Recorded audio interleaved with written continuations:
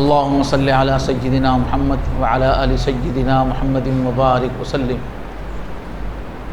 اللهم صل على سيدنا محمد وعلى آل سيدنا محمد وبارك وسلم اللهم صل على سيدنا محمد وعلى آل سيدنا محمد وبارك وسلم۔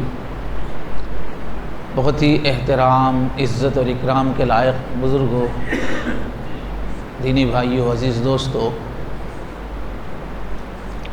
گزشتہ چند جمعات سے گھر والوں اور اولاد کے سلسلے میں توجہ دلائی جا رہی ہے۔ پہلے تفصیلی بیان ہوا کہ علم دین اولاد کو سکھانا کتنا ضروری ہے، دوزخ کی آگ سے بچانا ہے تو اپنے گھر والوں کو اور اولاد کو علم دین سکھانا ضروری ہے،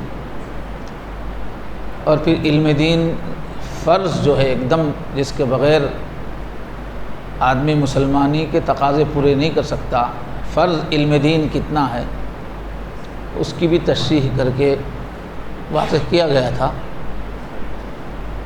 پھر گزشتہ جو ہے پھر لڑکیوں کی تعلیم کے سلسلے میں مستقل بیان ہوا، اور پھر گزشتہ جو اسکول کالج کی تعلیم ہے، ماڈرن ایجوکیشن ہے، اس کی دینی اعتبار سے کتنی زیادہ اہمیت ہے، اور کس طرح اس کو بالکل دینی جذبے سے اپنے بچوں کو تعلیم بھی دلانا چاہیے، اور اسکول کالج بھی دینی جذبے سے چلانا ہے۔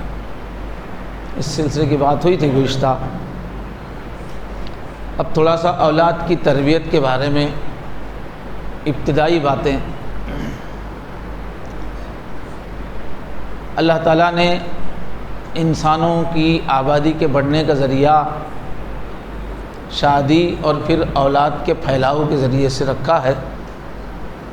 الحمدللہ ہم میں سے اکثر اولاد والے ہیں، یا شادی نہیں ہوئی تو بعد میں اولاد والے ہو جائیں گے۔ یہ اولاد اللہ تعالیٰ کی بہت بڑی نعمت ہے۔ اگر اولاد نہ ہو کسی کی زندگی میں تو کافی کمی کا احساس ہوتا ہے، اکیلے پن کا احساس ہوتا ہے، اور زندگی کا لطف ہی ختم ہو جاتا ہے۔ اللہ ہے کہ ایسے لوگوں کو اللہ تبارک و تعالیٰ اپنی محبت کی چاشنی عطا فرمائے، آخرت کی دھن نصیب فرمائے، تو اللہ کی محبت کا نشہ ایسا ہے کہ پھر کسی چیز کی ضرورت ہی نہیں رہتی۔ لیکن عام طور پہ انسان کو اس کی زندگی کی پوری جستجو، اس کا جوش و خروش اور سارے ہنگامے اولاد سے ہیں۔ جب اولاد بڑی ہو جاتی ہے، شادیاں ہو کر پھر وہ اپنے اپنے گھروں کے ہو جاتے ہیں، تو پھر زندگی بیکار محسوس ہوتی ہے۔ اب کیا کام ہے زندگی کا، ایسا لگتا ہے کہ میں چلا جاؤں یہاں سے، میرا کام ہو گیا۔ اتنی زیادہ اہمیت ہے اولاد کی۔ جب تک یہ اولاد ہے، ان کے ہنگامے ہیں، زندگی کا مزہ ہے۔ تو اللہ نے یہ بہت بڑی نعمت دی ہے۔ قرآن مجید میں نبیوں کی دعائیں ہیں، نبی تھے، کتنا بڑا ان کا مقام تھا، لیکن اولاد کے لیے تڑپتے تھے۔ حضرت زکریا بوڑھے ہو گئے تھے تو کس طرح تڑپ تڑپ کے انہوں نے اولاد مانگی، وہ قرآن میں اس کا تذکرہ ہے۔ تو میرے بھائیوں، ہم سب کو جو اولادیں ملی ہوئی ہیں، یہ اللہ تعالیٰ کی بہت بڑی نعمت ہے۔ یہ اولاد ہی ہمارے لیے صدقہ جاریہ ہے۔ اس زندگی کا بھی ہمارا سکون اور ہماری ترقی اولاد میں ہے، اور آخرت کے لیے بھی اولاد بہت بڑا سامان ہے ترقی کا، صدقہ جاریہ ہے۔ ہم چلے جاتے ہیں لیکن ہماری اولاد، پھر ان کی اولاد جتنی نیکیاں کرتی ہے وہ سب ہم تک آتی ہیں۔ تو اولاد کو بہت اہمیت دیتے ہوئے دل و جان سے ان کی پرورش کرنا چاہیے۔ تو اب اولاد مل گئی ہے اللہ کے کرم سے، تو اب ذمہ داری ہے تربیت کی۔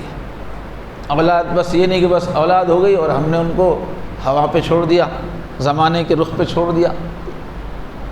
تو اولاد کی تربیت کی ذمہ داری ہے۔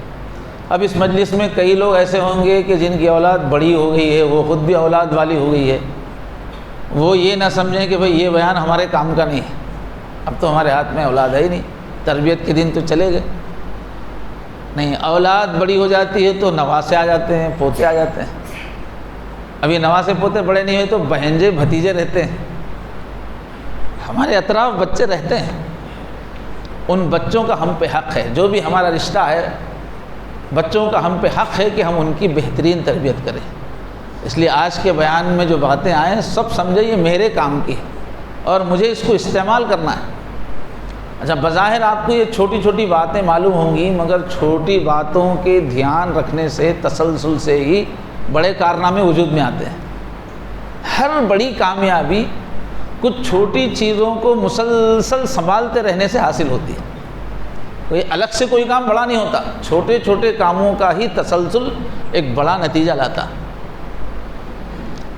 تو ان باتوں کو ہم اپنی زندگی میں لانے کی کوشش کریں۔ تو ایک تو ہے بچوں کی جسمانی پرورش، اس کی طرف تو عام طور پہ توجہ ہوتی ہے، لیکن پھر بھی جس طرح کی جامع انداز کی جسمانی پرورش ہونی چاہیے اس کو بھی سیکھنا ہے، وہ بھی سیکھنے کی چیز ہے۔ آج کل کے دور میں جو ہے اس پر کافی تحقیق ہو چکی ہے، دوسری قوموں میں کافی شعور ہے کہ جسم کی پرورش میں، جسم کی ضروریات میں کن کن چیزوں کا خیال رکھنا ہے، وہ بھی سیکھنے کی چیز ہے۔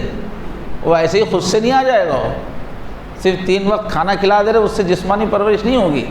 جسمانی پرورش کیا ہوتی ہے سیکھنا ہے۔ زمانہ ایسا آ گیا ہے، موسم ایسا ہے، آلودگی ایسی ہے، بچوں کی مصروفیات ایسی ہیں، اسکول کا برڈن ایسا ہے، اور فون کی وجہ سے آنکھوں پہ اتنا بار ہوئے کہ بچوں کی جسمانی تربیت بھی سیکھنے کی چیز ہے۔ اس لائن کے ماہرین سے معلومات کرنے کی ضرورت ہے کہ بھئی ہمارے بچوں کی جسمانی پرورش کے لیے مجھے کیا کیا کرنا ہے۔ قسم قسم کی بیماریاں ہیں اور مختلف عوارض ہیں، اس کو بھی توجہ سے سیکھنا ہے۔ اور اس کے ساتھ روحانی پرورش، ان کی روح کی پرورش ہو رہی ہو، صحت بھی اچھی ہو، توانا ہو بدن، اور روح کا حال یہ ہو کہ وہ علم والا ہو بچہ، ادب والا ہو، اور پھر دل اور دماغ کی صلاحیتیں اس کی صحیح پروان چڑھیں۔ دل کی صلاحیتیں بھی اس کی ہمت ہے، حوصلہ ہے، جذبہ ہے، محبت ہے، یہ جذبے بھی اس کے اندر آئیں، اور دماغ کی صلاحیتیں بھی بھرپور اس کی پروان چڑھیں۔ مختلف قوموں کے دانشوروں نے کہا، جنہوں نے زندگی پر بہت غور کیا، تجربے کی جن کی باتیں تھیں، کہا کہ اپنے بچوں کو ادب سکھانا یہی اپنے دشمنوں کو خوار ذلیل کرنا۔ دشمن جو ذلیل ہوں گے اس کی تیاری کہاں ہے؟ اس کی تیاری اپنے گھر سے۔ اپنی قوم کے بچے اگر اچھے بن جائیں تو خود بخود دشمن کمزور پڑ جائے۔ یہ بچے جو رات دن ہمارے ہاتھ میں ہیں، جن کے دل میں ہماری اللہ نے محبت ڈالی ہے، جن کے اوپر ہمارا رعب ہے، جن کی روزی روٹی کا ہم انتظام کر رہے ہیں، وہ بچوں کو ہم بنا سکتے ہیں۔ ہوتا ہے کہ آدمی جو چیزیں اپنے دائرے اختیار میں نہیں ہیں اس کے بارے میں سوچتا ہے، ایسا ہونا چاہیے، ویسا ہونا چاہیے، وزیر اعظم کو ایسا کرنا چاہیے، گورنمنٹ کو ایسا کرنا چاہیے، اور ہمارے علاقے کے لیڈر کو یہ کرنا چاہیے، لوگوں کو کیا ہو گیا، یعنی سارے جہاں کا جائزہ، اپنے جہاں سے بے خبر۔ اور عقل مندی کی ترتیب یہ ہے کہ جو چیز تمہارے ہاتھ میں ہے وہاں سے کام شروع کرو، اس لیے کہ وہ تمہارے ہاتھ میں ہے۔ تو سب سے زیادہ آدمی کا اپنی ذات اپنے ہاتھ میں ہے۔ آدمی جو بھی اچھائیاں سوچ رہا ہے وہ اپنے اوپر امپلیمنٹ کرے۔ چراغ سے چراغ جلتا ہے، پہلے اپنے سے شروع کرو، اور اپنے سے شروع کرنے کے بعد پھر سب سے زیادہ جو ہمارا تعلق ہے ہماری اولاد سے، کیونکہ ہمارا وقت پورا ان پہ لگتا ہے، ہماری محنت لگتی ہے، ہمارا خون جگر ان پہ، تو سب سے زیادہ وہ ہے میدان ہمارا کچھ اچھا دنیا میں رزلٹ لانے کے لیے۔ گھروں سے اچھے بچے نکلیں گے تو وہی قوم بنے گی کل کے دن، ہمارا مستقبل وہی ہے۔ گھر جہاں پہ ہمارا پورا اختیار ہے، چہار دیواری کے اندر ہم باہر کے پورے اثرات کو روک سکتے ہیں۔ اتنا دنیا میں گندگی ہے، شیطان کا طوفان ہے، ہم اپنے گھر کے اندر روک سکتے ہیں۔ گھر کے اندر تو ہماری حکومت ہے، ایک تو اپنے دل پہ ہماری حکومت ہے، دوسری ہمارے گھر پہ حکومت ہے۔ اس دور کے ایک بڑے داعی تھے حسن البنا مصر کے، وہ کہتے تھے اقم دولت الدین علی قلبک تقم علی ارضک، کہ دین کی حکومت پہلے اپنے دل پر قائم کرو تو تمہاری زمین پہ جب وہ قائم ہوگی۔ تو اس کو ہم بڑھا کے بول سکتے ہیں کہ دین کی حکومت اپنے گھر پہ قائم کرو، پھر باہر قائم ہوگی۔ ترتیب یہی ہے نا۔ تو کہتے ہیں کہ اپنے دشمنوں کو، جو ہر دنیا میں ہر طرف دشمن ہے، خاندان میں دشمن ہے، بعض لوگ بن جاتے ہیں، تو اپنے دشمنوں کو رات دن دشمنوں کے بارے میں سوچتے رہنے، پلاننگ کرنے، اپنا خون جلانے سے اچھا ہے اپنی اولاد کو اچھے بناؤ۔ چند سال کا مرحلہ ہوتا ہے، 10-12 سال بچوں پہ محنت کرنا پڑتا ہے، اس کے بعد آپ کا خاندان عزت والا ہو جاتا ہے، خاندان میں عزت بن جاتی ہے، آپ کی پوزیشن ہی چینج ہو جاتی ہے، دشمن پھر تعریف کرنے لگتے ہیں، دشمن مجبور ہوتے ہیں سر جھکانے کے لیے۔ تو بجائے دشمنی کی باتیں سوچتے رہنے کے، منفی باتیں سوچتے رہنے کے، مایوسی کی باتیں سوچنے، اپنے پاس ایک دولت ہے اللہ کی وجہ سے، اولاد ہے، اپنے خوابوں کو اپنی اولاد میں پورے کرو، اپنی اولاد کو بہترین تربیت کرنا، دشمن کو ذلیل و خوار کرنا ہے۔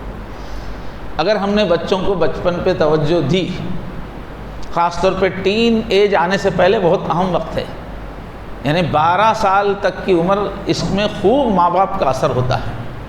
پوری دنیا بھر کی یونیورسٹیوں کا ریسرچ ہوا ہے، بہت کروڑوں روپے خرچ کے ریسرچ کی ہے، 12 سال کی عمر تک ماں باپ کا اثر بچوں پہ رہتا ہے، وہ سنتے ہیں، لیکن ٹین ایج آنے کے بعد ماں باپ کے خلاف جانے کی طبیعت بنتی ہے، اپنی سوچ، ماں باپ کے خلاف ذہن چلنا شروع ہوتا ہے، وہ وقت آنے سے پہلے ان کے دماغ کو اپنا بنا لینا پڑتا ہے، اس کے بعد ماں باپ کا اثر نہیں ہوتا، اس لیے کہ اس کی اپنی سوچ تھنکنگ شروع، اور ماں باپ کو تولنا شروع کرتا ہے، بولتا نہیں ہے مگر بولتا کب ہے، جب کمانے لگتا ہے، جب خلاف بولتا ہے، لیکن خلاف جو سوچنا شروع کرتا ہے وہ 13 سال کی عمر سے بھی سوچنا شروع کرتا ہے، گرفت کرنا شروع کرتا ہے ماں باپ کے اندر، کیونکہ اس کی اپنی عقل بننی شروع ہو جاتی ہے اس میں۔ تو اپنی عقل سے وہ تو جب ماں باپ کا اثر ختم ہو جائے، جب جو ہے اجتماعات کا، شخصیات کا، اور سب سے زیادہ دوستوں کا اثر لیتے ہیں بچے ٹین ایج کے بعد، تو اس واسطے اگر بچپن میں ہی ہم محنت کریں، بہرحال ٹین ایج میں بھی وقت ہے، اگر شروع سے کر رہے ہیں تو ٹین ایج میں بے قابو نہیں ہوں گے، اپنی قابو میں رہیں گے۔ تو اگر ہم نے بچے جب چھوٹے ہیں اسی وقت ہم نے ان کو ادب سکھا دیا، ماں کا ادب، باپ کا ادب، ان کی قربانیاں، خاندان کے جو عمر میں زیادہ ہیں ان کا ادب، محلے میں جو زیادہ ہیں ان کا ادب ہم نے سکھا دیا، سکھانے کا وقت وہی ہو، اب اس وقت ہماری پوری توجہ کمانے پہ رہتی ہے، بچوں پہ توجہ نہیں، ابھی تو چھوٹے ہیں، سمجھتے ہیں ہم چھوٹے ہیں، چھوٹے پن میں ضد کر رہے ہیں، لاڑ کر رہے ہیں، کھیل رہے ہیں، بڑا ہو کے سیدھا ہو جائے گا، نہیں بھائی، وہی وقت ہے، آپ کا چھاپ پڑنے کا وقت وہی، اس وقت ہم نے ان کو ادب سکھا دیا، رشتوں کی عظمت سکھا دی، تو پھر زندگی بھر وہ بچے آپ کی آنکھوں کی ٹھنڈک بنیں گے۔ پھر جب بڑے ہو جائیں گے نا، جب اپنی طاقت والے ہو جائیں گے، اپنی کمائی والے ہو جائیں گے، اس وقت سے لے کے آپ کی آخری وقت تک آپ کا وہ ادب کریں۔ یہ شروع کے وقت میں ہم نے کوتاہی کری تو ختم، اب وہ زندگی بھر اس کا بھگتان کرنا پڑے گا۔ تو جو کسان ایسا ہے کہ اپنی کھیتی میں محنت ہی نہیں کرتا، اب اس کے اندر گھاس پیدا ہو رہی ہے اور بیکار کے جو ہے جھاڑ جھنکار پیدا ہو رہی ہے، اس کی کلچائی نہیں کرتا ہے، صاف نہیں کرتا ہے، تو رزلٹ کیا ہوگا؟ فصل تباہ ہو جائے گی، فصل برباد ہو جائے گی۔ ایسے ہی جب اپنے بچے چھوٹے ہیں، اگر باپ ان پہ محنت نہیں کرتا، زیادہ اثر ماں کا ہوتا ہے، لیکن باپ جب تک پورا اس کو کنٹرول میں نہیں، تربیت کے مسئلے کو ماں کچھ بھی نہیں کر سکتی، فیصلے باپ کے، سسٹم پورا باپ کا، ماں ساتھ دے گی، ماں رات دن ساتھ رہتی ہے تو اثر زیادہ اس کا پڑتا ہے، لیکن باپ کی پلاننگ چاہیے، باپ کی توجہ چاہیے مسلسل۔ تو اگر ہم نے یہ چھوٹی سی فصل، کسان نے بے توجہی کی تو برباد ہو گئی، اگر باپ نے توجہ نہیں کی ہے، ماں نے توجہ نہیں کی ہے، تو وہ بچوں کے اخلاق بگڑ جائیں گے، ان کی پرسنالٹی تباہ ہو جائے گی۔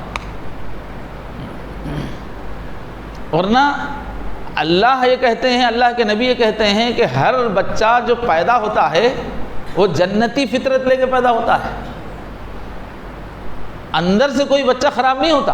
کل مولود یولد علی الفطرہ، حضور نے فرمایا کہ ہر پیدا ہونے والا فطرت پر پیدا ہوتا ہے۔ فطرت کون سی؟ اللہ کی فطرت، فطرت اللہ التی فطر الناس علیہا، اللہ کی فطرت ہے جس پر اللہ نے انسانوں کو پیدا کیا ہے۔ اللہ کی صفات جمال ہے ہر انسان کے اندر، بہترین بننے کی صلاحیت ہے ہر بچے کے اندر۔ فَأَبَوَاهُ يُحَوِّدَانِهِ أَوْ يُمَجِّسَانِهِ أَوْ يُنَصِّرَانِهِ، ماں باپ پھر اس کو کفر کے، شرک کے، تباہی کے راستے پہ لے جاتے ہیں، اب اس کو مشرک بنا رہے ہیں، یہودی بنا رہے ہیں، مجوسی بنا رہے ہیں، ماں باپ اس کو بگاڑتے ہیں۔ ورنہ بچہ جو پیدا ہوتا ہے وہ اچھی صفات لے کر، اور توحید کی فطرت لے کے پیدا ہوتا ہے ہر بچہ۔ تو 3 چیزیں بگاڑتی ہے، ایک تو والدین اس کو بگاڑتے ہیں، تیسرا ماحول اس کو بگاڑتا ہے، اطراف جو اس کا ماحول ہے دوسرا، اور تیسرے تربیت، کیسی تربیت اس کو دی جا رہی ہے، جدھر کی تربیت ہوگی پھر وہ ویسا بن جائے گا، اب اس کی سمت تبدیل ہو جائے گی۔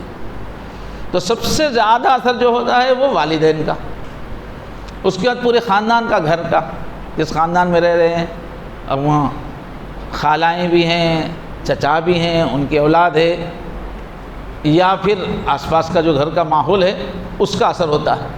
پھر آگے چل کے گلی کا پورا اثر ہوتا ہے، جس گلی میں آپ ہیں اور جس اسکول میں آپ ہیں اس کا بھی زبردست اثر ہوتا ہے۔ اسکول، وہاں تو اس کی عقل کھلتی رہتی ہے نا، تو بہت وہاں اثر لیتا ہے، اجتماعی ماحول ہوتا ہے، بہت پاورفل ماحول رہتا ہے، بہت اٹریکٹیو ماحول رہتا ہے اسکول کالج، اسکول کا، مدرسے کا۔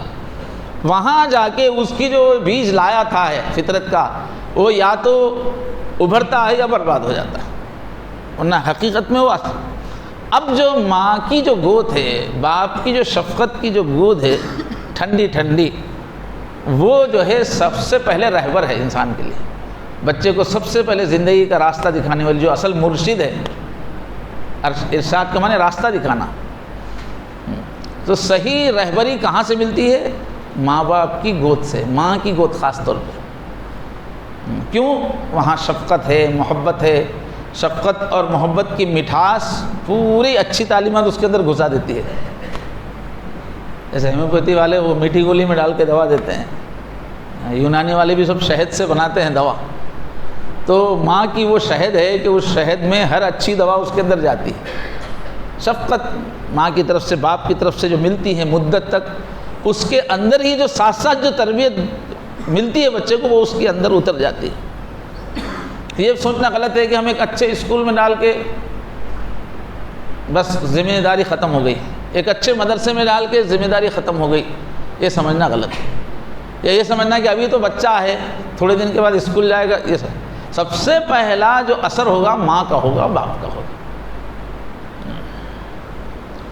بلکہ ماہرین کہتے ہیں کہ ماں کی پیٹ میں جب ہوتا ہے اسی وقت سے ماں کے خیالات کا، جذبات کا اثر بچے پہ شروع ہو جاتا ہے، اور 5 سال کی عمر ہونے تک بچے کی پرسنالٹی اندر جو بننی ہے بن جاتی ہے، کھلتی نہیں ہے، ابھی نظر نہیں آتی ہے لوگوں کو، کتنا بدماش ہے یا کتنا شریف ہے، کتنا صبر والا ہے یا کتنا بے صبر ہے، کتنا ہیلپنگ نیچر کا ساتھ دینے والا ہے اور کتنا حملہ آور ہے، کتنا جلد باز ہے اور کتنا جو ہے وہ ٹھنڈے مزاج، وہ پوری فطرت 5 سال کے اندر بن جاتی ہے، اس کے نظر نہیں آتی ابھی لیکن بن جاتی ہے۔ اور اس وقت ہم لوگ کیا سمجھتے ہیں؟ ابھی تو بچہ ہے بچہ ہے بچہ ہے سمجھتے ہیں، اور یہ 5 سال کے اندر یہ پورا ماں باپ سے ہی لیتا ہے، یہ ابھی تو باہر کی تعلیم شروع نہیں ہے۔ تو چھوٹے بچوں اگر ماں اگر توجہ دے بچوں پر تو بچے پھر مادر ذات ولی بولتے ہیں نا، ماں کی پیٹ سے ولی نکلتے ہیں پھر، اگر شروع سے ماں توجہ دے اس کے اوپر، باپ توجہ۔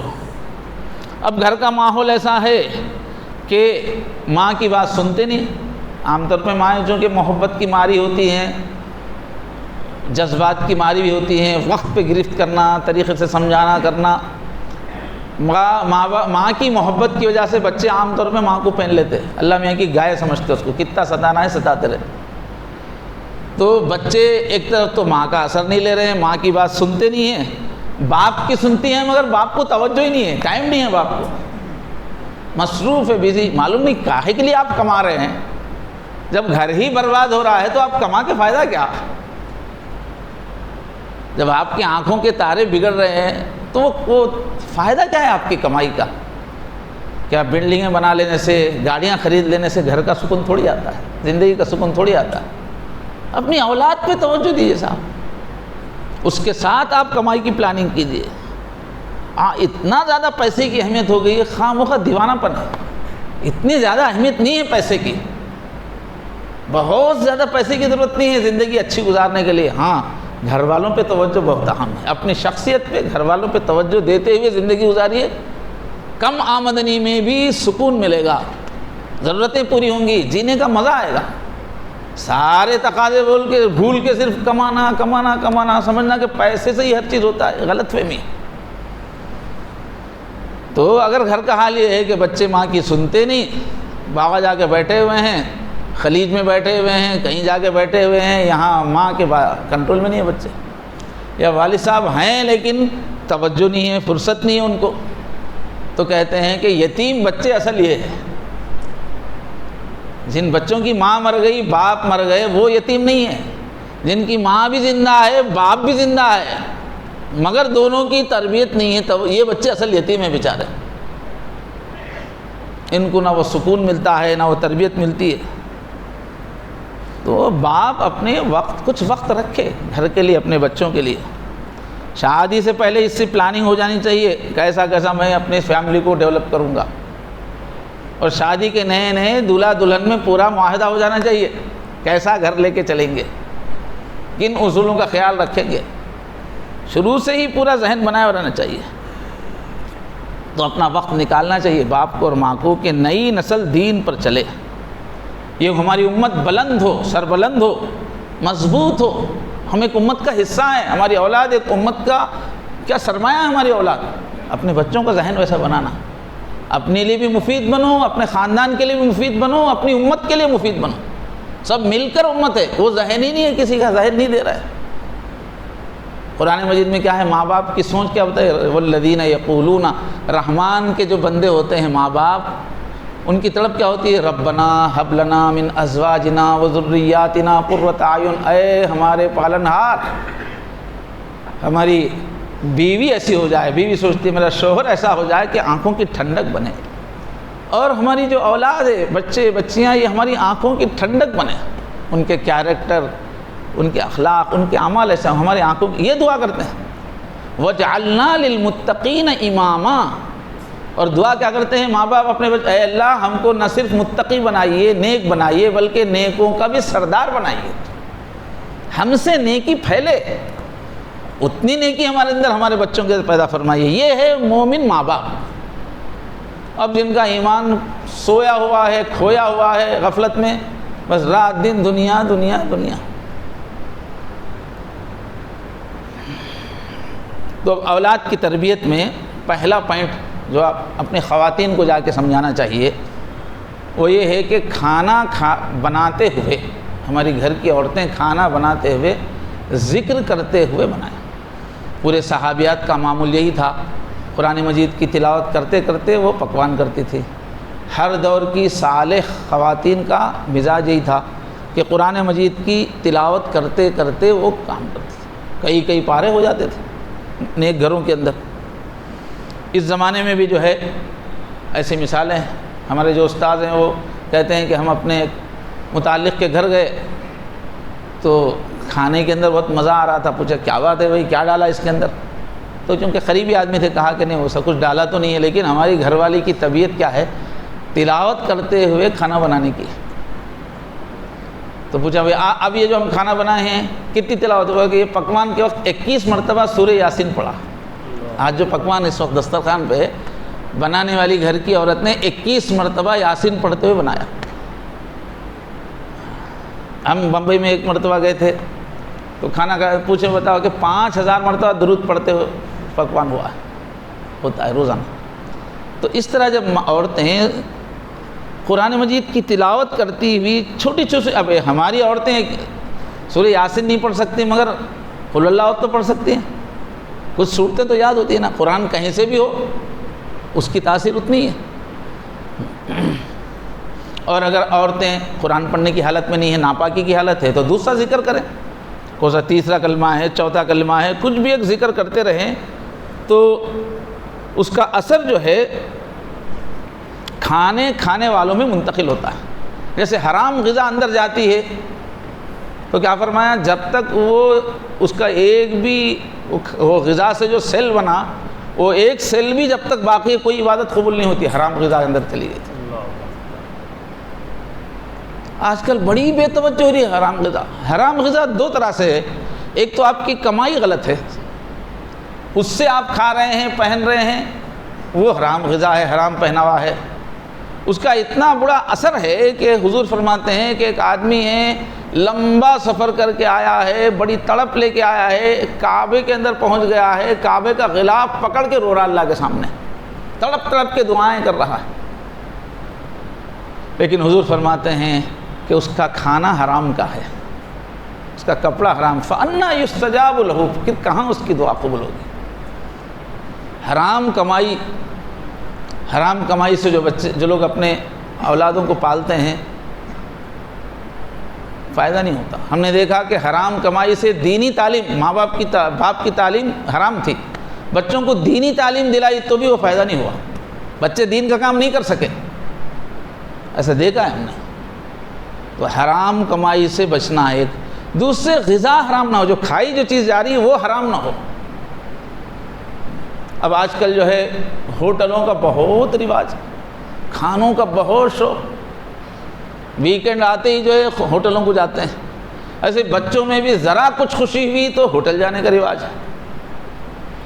اب ہوٹلوں میں صرف یہ دیکھا جا رہا ہے کہ مزہ کس ڈش میں آ رہا ہے، اور نئی نئی چیزیں کھانے کا شوق، اور ہوٹل والے اپنا کاروبار مضبوط کرنے کے لیے اس میں حرام چیزیں ملاتے ہیں، اس کا خیال ہی نہیں کیا جا رہا۔ ہمارے پاس ہوٹلنگ بہت پھیلتی چلی جا رہی ہے، وہ اس میں کیا ملا رہے ہیں، کیا کھلا رہے ہیں، یہ دیکھے بغیر ہم نہیں کھا سکتے۔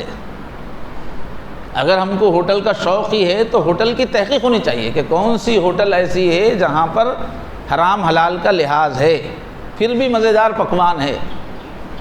وہ معلوم نہیں کر رہے، بس جو شاندار نظر آ گئی چلے گئے وہاں، جو چیز کھا رہے ہیں اس میں کیا کیا ہے وہ معلوم کرنا ضروری ہے۔ اور کئی مشہور برانڈ تو ایسے ہیں کہ وہ معلوم ہے پہلے اس کے اندر حرام چیزیں۔ ماشاءاللہ یورپ میں، امریکہ وغیرہ میں اچھی خاصی عادت ہے وہاں کے مسلمانوں کو، کوئی بھی چیز کھانے سے پہلے دیکھتے ہیں، پڑھ کے دیکھتے ہیں کہ اس میں کوئی حرام چیز تو نہیں، بہت سارے لوگوں کو عادت ہے۔ یہاں ابھی اتنی عادت پکی نہیں بنی ہے، چونکہ یورپی کھانے، ادھر ادھر کے کھانے پھیلتے چلے جا رہے ہیں، اس وجہ سے ضروری ہے کہ ہم لوگ یہ اپنی عادت بنائیں۔ بھئی کچھ بھی کھانا ہے تو کوئی اس میں حرام حصہ تو نہیں ہے، کوئی حرام جز تو نہیں ہے، اس کا خیال رکھ کے کھائیں ہم، ورنہ پھر جب تک وہ حرام کا ایک بھی سیل رہے گا عبادت قبول نہیں ہوگی۔ کتنے دن لگیں گے؟ 40 دن لگتے ہیں عام طور پہ، جسم کا جو پروسیس ہے بن کے وہ سیل ختم ہونے میں 40 دن لگتے ہیں۔ ایک لقمہ کھایا 40 دن تک تباہ، عبادت اور اثر، اور اس کے باطل پہ برے اثرات، دل پہ روح پہ برے اثرات، اللہ سے دوری، شیطنت سے قریبی، کیا کیا ہوتا ہے کھانوں کی وجہ سے، اتنا زیادہ کھانے کا اثر۔ اب یہ جو بزرگان دین ہیں جن کے پاس ذکر کا اہتمام ہوتا ہے، دل کی کیفیت کو سنبھالنے کی فکر ہوتی ہے، وہ لوگ تو کہتے ہیں کہ بھئی بازار کا کھانا ہی نہیں کھانا چاہیے۔ وہ لوگ تو بے وضو انسان کے ہاتھ کا کھانا کھاتے ہی دل پہ اثر محسوس کرتے ہیں، فوراً دل کی کیفیت بدل جاتی ہے، جو توجہ اللہ تھی، جو پاکیزگی تھی، وہ بے وضو پکائے ہوئے کھانے کا اثر ہوتا ہے۔ حضرت مجدد الفسانی رحمۃ اللہ علیہ ہمارے ہندوستان میں، جن کے ذریعے سے بہت کام ہوا، دین الہی جو اکبر کا ختم ہوا ان کے ذریعے سے، تو ان کے جو بچے تھے ان کی روحانی کیفیت بہت اونچی تھی، بچپن سے ہی بہت اونچی تھی۔ وہ نماز پڑھ کے ایک مرتبہ نکلے، وہ چھوٹے بچے، ان کے تو مصلیوں کے جوتے انہوں نے 2 الگ الگ کر کے، ادھر ایک جو ہے ڈھیر لگا دیا، ادھر ایک ڈھیر لگا دیا۔ تو پوچھا یہ ڈھیر کیوں لگاتے؟ بولا کہ یہ جہنمیوں کے جوتے ہیں، جنتیوں کے جوتے بچوں نے الگ الگ، اتنی ان کی روحانی کیفیت تھی، یہ جہنمیوں کے جنتیوں کے۔ تو پریشان ہو گیا، اگر اتنا کشٹ ہوگا تو بہت مشکل ہو جائے گا بچوں کو۔ تو انہوں نے اپنے شیخ سے لکھا کہ بچوں کی یہ کیفیت ہے، کیا کرنا چاہیے، اتنا زیادہ ان کی روحانی پاکی کا عالم ہے، سب پہچان رہے، سب کشف ہو رہا۔ تو ان کے شوہر نے کہا، کچھ ان کے استاد نے کہا کہ بس بازار سے کھانا منگا کے کھلا دو، بازار سے جب کھانا منگا کے کھلا دیا تو ختم ہو گئی یہ کیفیت، یہ باطل کی نظر ختم ہو گئی۔ تو یہ ہے بازار کے کھانوں کا اثر۔ تو یہ تو میں خیر ایک ذکر کر رہا ہوں، یہ نہیں کہہ رہا ہوں کہ بازار کا کھانا آپ کو نہیں کھانا چاہیے ورنہ تنگی ہو جائے گی، لیکن اس کے اثرات بتا رہا ہوں۔ پرہیز کرنے والے کتنا پرہیز کرتے ہیں، اور جا کے اب بازار نہیں بول کے حرام چیز کھا رہے ہیں تو کیا حال ہوگا، کیا دل کی کیفیت ہوگی۔ جو کھانا حرام کھایا جائے گا اس سے گناہوں کی طرف کشش ہوگی۔ ہماری خواتین کیا کرتی تھیں کہ اپنے بچوں کو حلال غذا، دودھ پلاتے وقت بھی ذکر کرتے ہوئے پلاتی تھی، دودھ پلاتے وقت بھی دماغ کو پاکیزہ رکھتی تھیں کہ وہ دودھ بچے کے اندر جائے گا تو بچہ بگڑ نہ جائے۔ خواجہ معین الدین چشتی رحمۃ اللہ علیہ کا واقعہ ہے کہ جب انہوں نے ایک سفر کیا اجمیر سے کلکتے کا، بنگال کا ایک سفر کیا، ایک سفر میں 90 لاکھ لوگوں کی زندگی بدلی، اس میں 7 لاکھ آدمی اسلام میں داخل ہوئے، باقی لوگوں کی گناہ کی زندگی بدلی۔ جدھر سے گزرتے تھے ایک دم توبہ کی لہر ہو جاتی تھی۔ ظاہر ہے 90 لاکھ آدمی سے بات تو نہیں کی انہوں نے، صرف نگاہوں کا اثر تھا۔ تو واپس لوٹے تو انہوں نے ایک خوشی کی کیفیت میں امی کو سنایا کہ امی آپ کے سفر میں تو ایسا ہو گیا، 90 لاکھ لوگوں کو ہدایت مل گئی۔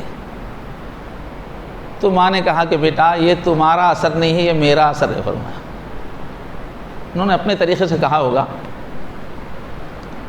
تربیت کے لیے کہا ہوگا۔ تو انہوں نے کہا کہ امی جان مجھے بات تو سمجھ میں نہیں آئی، سفر تو میرا ہوا، لوگوں سے ملاقاتیں تو میری ہوئی، اور آپ فرما رہی ہیں کہ آپ کا اثر ہے۔ تو انہوں نے فرمایا کہ بیٹا اصل بات یہ ہے کہ جب تم پیٹ میں تھے، حمل کی حالت میں تھے، اس وقت بھی میں ہر وقت اللہ کے ذکر میں رہتی تھی، اور جب تم پیدا ہوئے تو کبھی بھی میں نے بلا وضو یا بغیر ذکر کے تم کو میں نے دودھ نہیں پلایا۔ تو یہ دودھ کا اثر ہے، یہ ہے غذا کا، پاکیزہ غذا کا اثر۔ اگر ہماری اولادوں کو ہم ذکر والا کھانا کھلائیں گے تو جب تک اس کے ٹیشوز اندر رہیں گے وہ نیکی کی طرف کھینچیں گے۔ تو اپنے بچوں کو نیک بنانے کا آدھا کام تو اس سے ہو جائے گا کہ ان کے اندر جانے والی غذا ذکر والی ہو۔ اب یہ سب چیزیں کتنی اونچے فکرے ہیں صاحب، یہ ہے مومنوں کا کمال۔ یہ نہیں کہ کتنی گاڑیاں ہیں اور کتنا پیسہ ہے، یہ نہیں ہے ہمارا عروج۔ ہمارا عروج یہ اونچے جذبے، یہ تمنا ہے ہماری اولاد کچھ کرے دنیا میں، پاکیزہ جنم لے، پاکیزہ پروان چڑھے، یہ طرف ہمارے اندر آنا۔ ہر وقت دودھ کے وقت ذکر کا لحاظ رکھنا، وضو کا لحاظ رکھنا کب ممکن ہے؟ اتنی تڑپ ہونی چاہیے۔ تو ہماری ماؤں میں یہ تڑپ ہوتی تھی کہ ہمارے بچے کیسے نکلیں گے۔ آج کی ماؤں کو اس کا خیال ہی نہیں ہے، بس ایسے بنتی ٹھنتی رہتی ہیں، کبھی بھی یہاں شادیاں ہوئی، سمجھنے پہ ہی پوری توجہ۔ بچے بڑے ہو گئے، باشعور ہو گئے، ماں ایسا سج رہی ہے جیسے آج کی دلہن یہی ہے۔ بچوں پہ کیا اثر پڑے گا؟ کدھر ہے رخ، توجہ کدھر ہے؟ زیورات، لباس، ڈرامے، اکڑنا، ادھر ہے ہماری توجہ، تو بچے کیسے بنیں گے؟ تو سب سے پہلا کام کیا ہے؟ اپنی اولاد کو نیک بنانا ہے تو ہم ان کو ذکر والا کھانا کھلائیں۔ چھوٹی چھوٹی صورت ہم پڑھ سکتے ہیں۔ اس کے بعد اب جسم، آپ نے روح کو تو پاک کر دیا اس کو ماشاءاللہ ذکر کے ساتھ۔ اب جو ہے بچپن میں جو سکھانے کی چیز ہے صفائی، الطہور شطر الایمان۔ صفائی جہاں ہے وہاں فرشتے ہیں، ناپاکی جہاں ہے وہاں شیطان ہے۔ جس کے جسم میں بھی پسینہ رہے گا، گندگی رہے گی، شیطان کا اثر زیادہ رہے گا۔ جہاں پاکیزگی ہے فرشتے، پاکیزگی ختم ہوتے ہی فرشتے دور ہو جائیں گے۔ فرشتے دور ہونے کا مطلب وسوسے آئیں گے برائی کی طرف، طبیعت سست ہو جائے گی، کاہل ہو جائے گی، بیزارگی کے خیالات آئیں گے، اداسی کے خیالات آئیں گے، نگیٹو خیالات آئیں گے، پست ہمتی آئے گی، سب شیطان ہے یہ۔ اور جہاں صفائی ہے وہ سب چیزیں بھاگ جاتی ہیں۔ صفائی کا بہت بڑا تعلق ہے ترقی سے، بہت بڑا تعلق ہے آدمی کی پرسنالٹی کی ترقی سے بھی اور اس کے کاروبار کی ترقی سے بھی۔ اگر آفس صاف ہے، کام کی جگہ صاف ہے تو ذہن اچھا چلے گا، آدھا کام ہو جائے گا۔ اور آفس جو ہے بکھرا ہوا ہے، گندا ہے، وہاں بیٹھ کے ذہن کام نہیں کرے گا، طبیعت سست ہو جائے گی، برا اثر پڑے گا۔ تو صفائی یہ بچپن سے ہی عادت ڈالنے کی چیز ہے۔ بچوں کو سمجھایا واللہ یحب التوابین و یحب المتطہرین، اللہ خود پاک ہیں فرمایا اور پاکی کو پسند فرماتے ہیں۔ تو اللہ تعالیٰ بار بار جو اپنے آپ کو صاف کرتے ہیں، اللہ ان سے محبت کرتے ہیں۔ جو اپنے جسم کو پاک کرتے ہیں متطہرین، اور جو اپنی روح کو توبہ کرتے کرتے پاک کرتے رہتے ہیں۔ اللہ ایسوں سے محبت کرتے ہیں۔ فرمایا الطہور شطر الایمان، پاکی صفائی آدھا ایمان ہے، فرمایا آدھا دین ہے، فرمایا یعنی دو صفائیاں کرنا ہے، ایک جسم صاف دوسرے روح صاف، گئے جنت، اور کیا۔ تو روح صاف رکھنا آدھا دین ہے، جسم صاف رکھنا آدھا دین ہے۔ اور علماء نے لکھا ہے کہ روح گندی ہوتی ہے جسم کی گندگی سے، روح پاک ہوتی ہے جسم کی پاکی سے۔ جیسے اب ہم کو نماز کے لیے کھڑا ہونا ہے، روح پاک کرنے کی ضرورت ہے، لیکن کیا روح کو پکڑ کے نہلائیں گے؟ کیا وہ پکڑ بھی نہیں آتی؟ تو اس کا اللہ طریقہ نے کیا سکھایا؟ وضو کرو۔ تو تم جب وضو کرتے ہو تو اس کا اثر روح پہ پڑتا ہے، روح فریش ہوتی ہے۔ جسم جو بھی غلطی کرتا ہے روح ڈائریکٹ کسی چیز کا اثر نہیں لیتی، بذریعہ جسم لیتی ہے۔ تو روح کی پاکیزگی کا تعلق جسم کی پاکیزگی سے، اس لیے فرمایا آدھا ایمان ہے، جسم صاف رکھو گے تو روح صاف رکھے گی۔ تو گرما کا دن ہے، بچوں کو توجہ دینا، بھائی غسل کرو، روز غسل کرو، گرما ہے بدبو آ جائے گی۔ کپڑے کا خیال رکھنا، گندا ہوتے ہی بچوں کو کپڑے تبدیل کروانا، ان کو احساس دلانا، بدلنے کا ذوق بنانا۔ بستر جو ہے ناپاک ہونے نہ دینا، ناپاک ہو گیا وقت پہ تو پھر اس کی صفائی کا فوراً انتظام کروانا۔ اب یہ بچوں میں صفائی کی عادت آنا کوئی ایک دو مرتبہ ٹوکنے سے نہیں آئے گا، مسلسل توجہ رکھنا پڑے گا، قدم قدم پہ توجہ محبت سے دینی پڑے گی، کہاں گندگی ہو رہی ہے، تو پھر بچے کے اندر پاکی آئے گی۔ لیکن آپ یہ جو ڈیوٹی انجام دیں گے کہ بچے ہمارے پاک صاف رہیں، یہ ڈیوٹی پہ اجر ملے گا اللہ سے۔ مفت میں کام نہیں لیتے اللہ تعالیٰ، جب کام لیتے ہیں تو دام بھی دیتے ہیں۔ تو اپنے بچوں کو صفائی کی عادت ڈالنے کے لیے مسلسل جو توجہ دی جا رہی ہے، اس کا ثواب ملے گا۔ یہ جنت کی تیاری ہے، یہ ہماری زندگی کے مقاصد میں سے ہے یہ۔ چلو اب جسم بھی صاف ہو گیا، تو اب کیا چیز سنبھالنے کی ہوتی ہے بچوں کی؟ اس میں زبان، ایک دم بچپن سے جو سکھانے کی چیز ہے وہ بچوں کو ہم سکھا کہ بھئی تو بولنا چھوڑو، ارے ترے تو، رف زبان، بے ادبی کی زبان، وہاں سے ٹوکنا۔ بھئی تو بولنے کے بجائے آپ بولیے، کتنا اچھا لگتا ہے آپ بول رہے، چھوٹے چھوٹے بچے جب ادب کی گفتگو کرتے ہیں تو سن کے دل مست ہو جاتا، بھولی زبان، اس میں میٹھے الفاظ، نرم الفاظ، تو ان کو سکھانا بھی۔ خالی جی بولنے کے بجائے جی ہاں، اور تھوڑا ہاں بھی ملا دو، آپ جی ہاں بولو، مٹھاس آ جائے گی۔ تو بچوں کی زبان شیریں بنانے کی فکر کرنا، نرم گفتگو کریں، میٹھی گفتگو کریں، وہ کیونکہ ان کی بولنا سیکھنے کی عمر ہے نا، وہی دماغ کیچ کرتا رہتا ہے۔ اس وقت ان کو میٹھی زبان سکھا دیں، اس کا چسکا لگ گیا تو زندگی بھر میٹھی زبان رہے گی۔ اور اردو میں مشہور ہے زبان شیریں ملک گیریں، میٹھی زبان ہے تو جہاں جاؤ گی فتح، جہاں جائیں گے فتح ہو جائے گی۔ اور دکنی میں بولتے ہیں جس کا کلّا اس کا اللہ، زبان اچھی ہے تو اللہ کا ساتھ ملے گا، ہر جگہ کامیابی ہوگی۔ تو یہ زبان میٹھی بہت بڑی چیز ہے۔ اب میں یہ نہیں بول رہا ہوں کہ بھئی شہری زبان، دکنی زبان، گاؤں کی زبان، چاہے گاؤں کی ہو لیکن مٹھاس چاہیے۔ یہ غلط ہے کہ شہر کی زبان سے ہٹ کے ہر زبان کو برا کہنا، نفرت کرنا۔ شہر والوں کے اندر بہت غرہ ہے شہر کا، ڈسٹرکٹ والوں کے بارے میں بڑی توہین ہے، یہ بہت غیر اسلامی چیز ہے۔ یہ ڈسٹرکٹ والوں کو جنگلی سمجھتے ہیں، کیا کیا کہتے ہیں، آندھرا والوں کو کیا کیا کہتے ہیں، یہ سب جہالت ہے۔ یہ ہم حیدرآبادی ہے، حیدرآبادی کا نام بہت غلط ہے۔ یہ سب چیزوں کی اصلاح ہونی چاہیے، اس کا تعلق تعصب اسلام میں بالکل نہیں ہے، تعصب سے سخت نفرت ہے، جاہلیت ہے یہ۔ تو زبان کون سے بھی علاقے کی ہو لیکن بولنے کا انداز میٹھا ہو، جس علاقے کا جو لہجہ ہے وہی فصیح ہے، اصول یہی ہے۔ اپنے علاقے کا لہجہ چھوڑنا کوئی کمال نہیں ہے، اسی لہجے میں نرمی ہونی چاہیے، ادب ہونا چاہیے۔ تو بہرحال یہ زبان میٹھی ہو، نرم ہو، زیادہ محبت کا لہجہ ہو، یہ بچپن میں سکھانے کی چیز ہے بچوں کو۔ فرمایا المسلم من سلم المسلمون من لسانہ و یدہ، فرمایا مسلمان کون ہے؟ اس کی زبان سے دوسروں کو تکلیف نہ ہو، پھر اس کے ہاتھ سے تکلیف نہ ہو۔ اور بولتے ہیں کہ زبان کے زخم کبھی مندمل نہیں ہوتے تلوار کے، کہ زبان سے اگر کسی کو زخم، بہت گھاؤ بہت بڑا ہوتا ہے۔ وَلَا يَلْتَامُ مَا جَرَحَ اللِّسَانُ، جراحات السنان لہلتیام، لہلتیام عربی میں ہے کہ نیزوں سے جو زخم لگتا ہے وہ تو بھر جاتے ہیں، لیکن زبان سے جو زخم لگتے ہیں وہ کبھی بھرتے نہیں۔ اور حضور نے فرمایا اکثر لوگ جو جہنمی میں جائیں گے اپنی زبان کی وجہ سے جائیں گے، غلط زبان کے غلط استعمال سے جائیں گے۔ اور بچپن کی عمر ہے یہ زبان اچھی بنانے کی، میٹھی زبان بنانے کی۔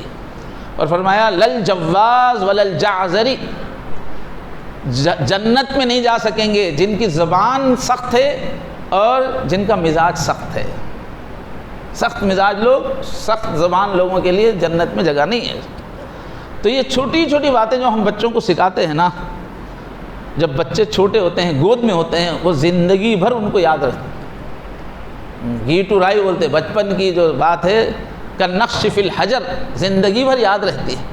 اس واسطے چھوٹی چھوٹی باتیں سکھا دینا چاہیے۔ بہرحال میں سمجھ رہا تھا کہ تھوڑے ابتدا میں ہی وقت ختم ہو گیا، اس لیے کہ لذیذ عنوان نے سب اپنے بچوں کا خیال رکھنا۔ اللہ تبارک و تعالی ہم سب کو اپنے بچوں، نواسوں، پوتوں، بھانجوں، بھتیجوں کی محبت عطا فرمائے، ان کو ہیروں کی طرح تراشنے کا ذوق عطا فرمائے، اس کو ہم اپنا بڑا پیشہ سمجھیں۔ وآخر دعوانا الحمدللہ۔ اور ایک بات جو ہے، گزشتہ بات ہوئی تھی کہ یہ اس بستی کے اطراف خدمت کا کام کرنے کے لیے ماشاءاللہ مختلف گلیوں میں اطراف میں 16 گھروں میں اجتماع چل رہا ہے، جو اپنی اپنی گلی کی فکر کرنے کے لیے وہ بنایا گیا ہے الحمدللہ۔ اب ان میں مشورے شروع ہوں گے، تو گزشتہ وہ ہر اجتماع سے ایک آدمی کو لے کر جن کا ذوق خدمت کا ہے ایک کمیٹی بنا دی گئی ہے، ان کا نام بھی لگا دیا گیا ہے۔ اب اس ہفتے کے دوران ان کی ایک میٹنگ ہوئی ہے، ابھی ایک سروے فارم بنایا گیا ہے، اس پہلے جامع سروے ہوگا، اس کے بعد تقاضے سامنے آئیں گے، تو ہم لوگ ایک ایک کر کے اپنے اطراف کے محلے میں امت کی خدمت کی کوشش کریں گے۔ بتایا گیا کہ مسجد صرف عبادت کی جگہ نہیں ہے، مسجد اس امت کی تعمیر کا دفتر ہے۔ حضور کے زمانے کی مسجدیں ایسی ہوتی تھی۔